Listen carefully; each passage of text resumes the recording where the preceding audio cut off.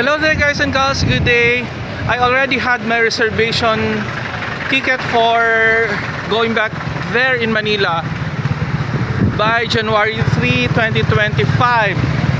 I don't have the chance to get the slot for tomorrow because it's fully booked. So, and then the travel time would be on 9:30 a.m. So I'm gonna be there on that night of January 3. So bye for now. So there's my mother and my niece waiting for me here at the mall. We're gonna check if there's a movie schedules for Espantajo.